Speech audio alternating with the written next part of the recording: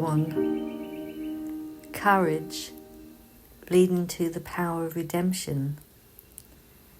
Hello everyone, and welcome again to this month's virtue practice. And this month, like we have the whole year, we continue to focus the virtue towards the will. And the will is where we enact the virtue as best as we can. Some of those virtues may feel like we can't quite grasp how would that come into being, because we have a relationship to them on a conceptual level, a thought level, or we may have a relationship to them on a feeling level. But we're really trying to enter in this cycle for a relationship on a will level. How can I enact this? Now, this virtue, courage, has often been associated or connected to an action of will. And that's partly because it allows us to re-meet the circumstances that we perhaps have failed to meet before. Now, just to give you a sense of that, a lot of the karma that we encounter in our incarnation, we recognize arises because the circumstances or the way we met the circumstances in the past, we have a need to redeem it. Something we brought to the situation, to the person, to the other, was unjust, unloving, unkind. And we are now in the new encounter faced with the potential circumstance again. Now, it's a question I've often asked people when they're considering even what they want to redeem from this life that they have diverted from their own ideals. I ask, what virtue, if you had it, would mean you could have met the circumstance differently?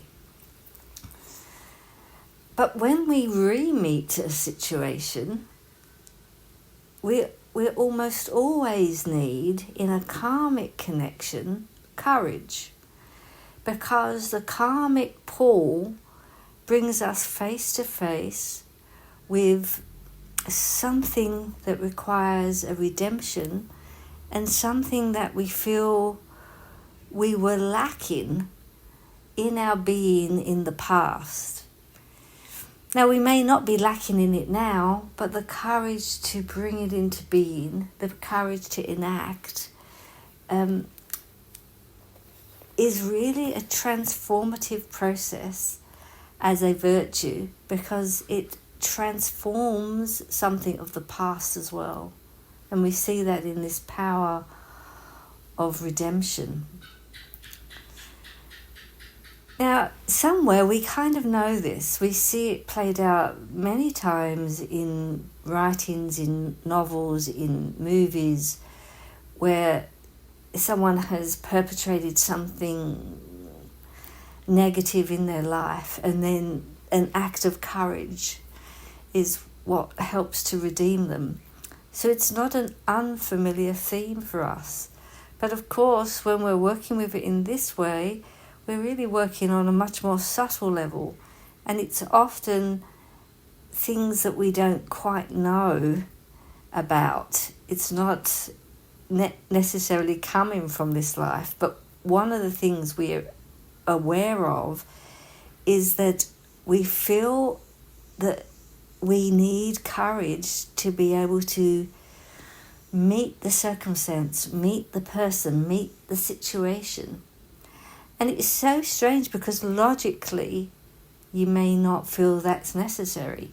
But what happens in the gut? What happens in that inner experience when you start to feel that trepidation of encountering a circumstance that you you may not be able to meet again. So courage is an extraordinary virtue to work with, and it's one that I've engaged with a lot because it connects to Capricorn, and Capricorn connect to the knees in the human body. And when you move forward in a certain way, your knees go first. And it's often referred to esoterically as the knees having a connection to something spiritual that we want to bring into the world. So we have this courage that relates to past, but we also have this courage that connects us to the future. We need courage to bring the spiritual into the world, to bring these ideals into everyday reality. And so courage isn't only working karmically with the past, but it's also working with the future. I think many of us can understand that our times are in a significance of which many are ready to muster the forces to make the change that's required.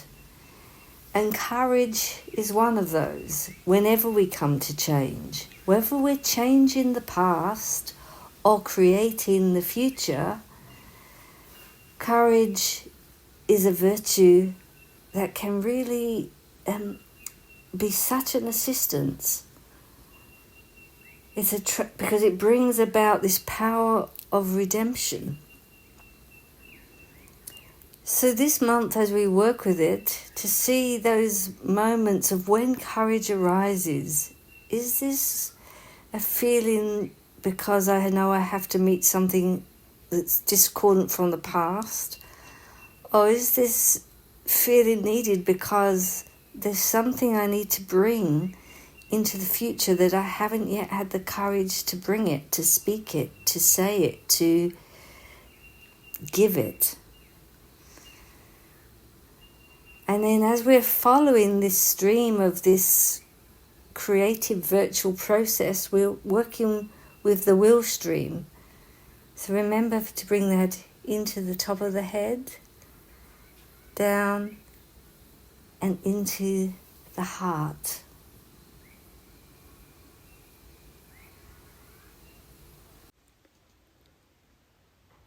May what is coming rest on what has been. May what has been surmise what is to come, for a vigorous present existence. Through inward life withstanding, may world beings' guard grow strong. May life's working might blossom forth. May what has been endure what is to come.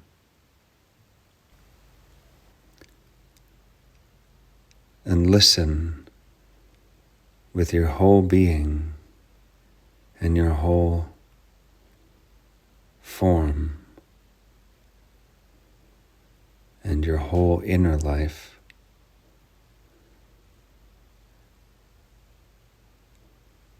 And strive to connect with the streaming experience that comes from a source behind the words with warmth. And invite that warming, streaming activity down from above the head, streaming and warming downward and into the heart.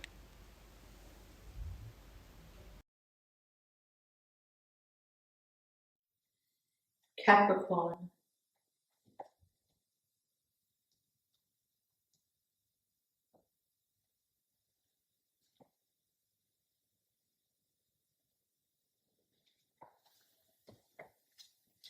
Hello everyone.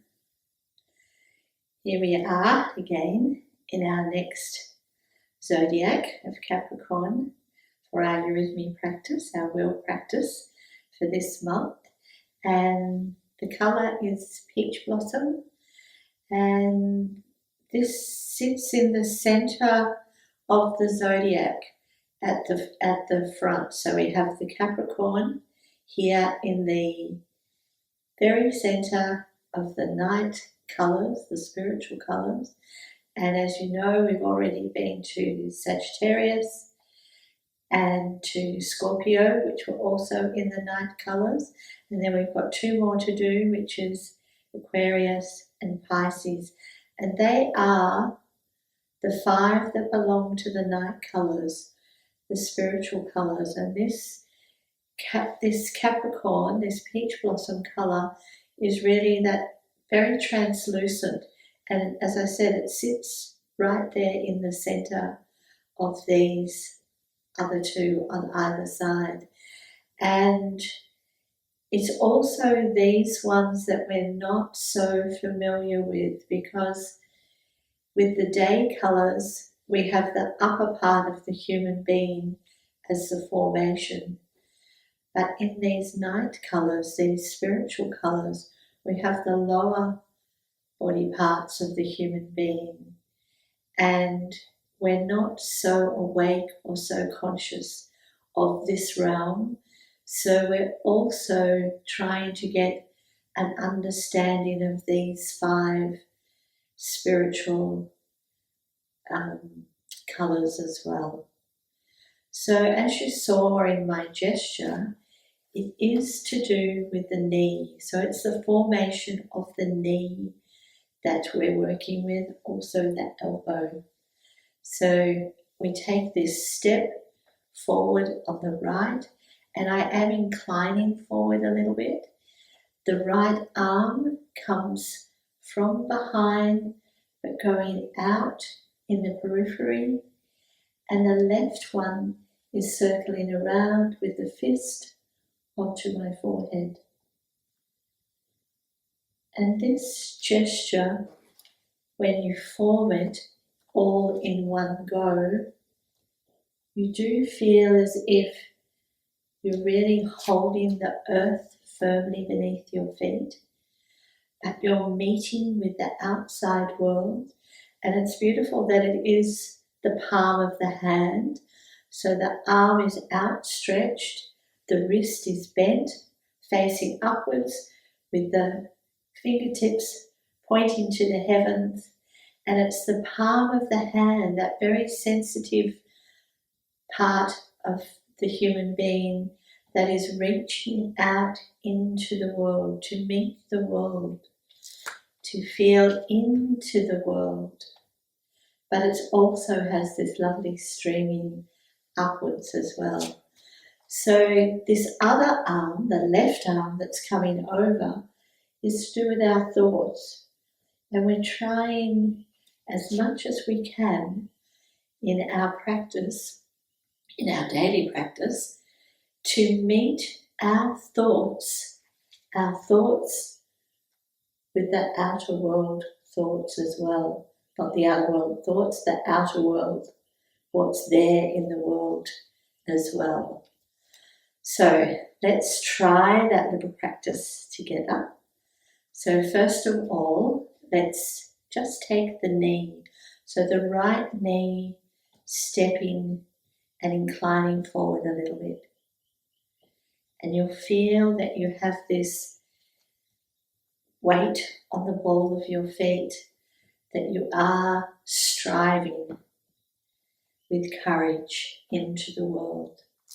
And bring the gesture as well this time with the arm, so it's coming from behind, and it has this meeting with the outside world. And now let's bring in the third component of this, which is the thoughts as well. So it's my thoughts or my higher thoughts meeting with the outer world, and then releasing again. So let's try and do that 5 times. one after the other. And if you're able to turn your screen away now so that you can find this as an inner practice rather than trying to copy off my movements. And if it's too early to do that, it's fine. You can still watch, but eventually when you're practicing this during the week, it would be good to find a way where you're not needing the support of the screen, that you can actually be in the space by yourself, moving this practice. And of course, we're working with courage. So let's see if we can do this all in one gesture. So the right leg, lean, left hand to the forehead, right hand out to the world, and release. 4 more times and I won't speak now.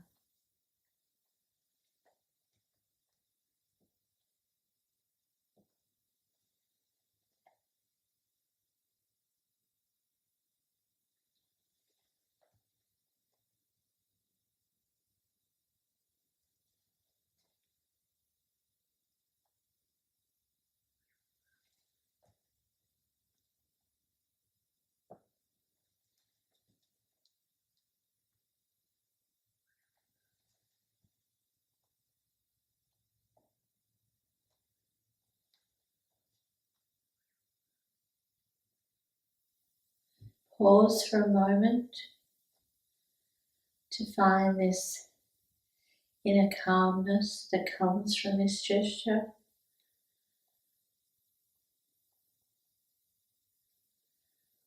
And last month, I'm sure you remember that Lisa brought us this peace and stillness with our control of speech, control of thought.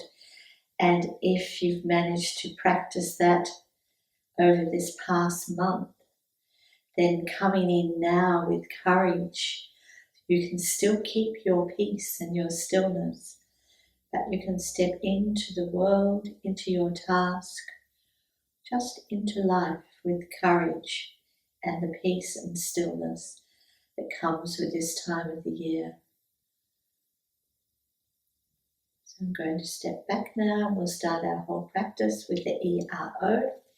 And for those of you who've not been to this site before, might be a good idea to go back to the very beginning and listen to what Lisa speaks about with the astral arc and with all the zodiac, and then you'll find the rest of the eurythmy gestures there too.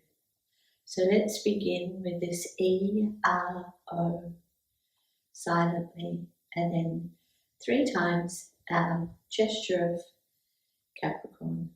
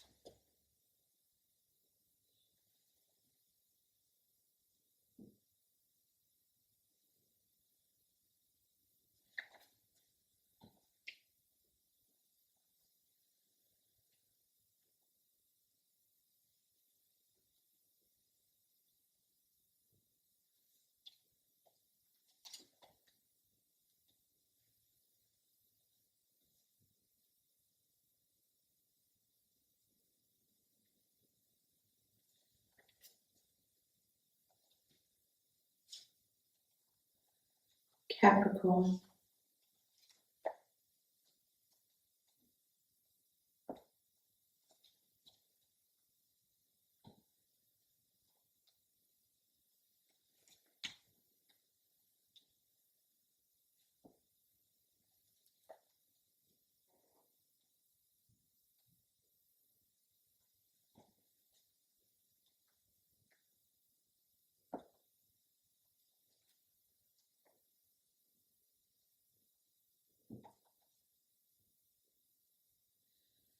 Now the streaming from the cosmos down through, passing your third eye, down to the larynx, further down into the chest region, where the mystery of the heart center is found. And here we will try and contemplate the virtue for this month, and try and work with this virtue of courage, courage towards redemption.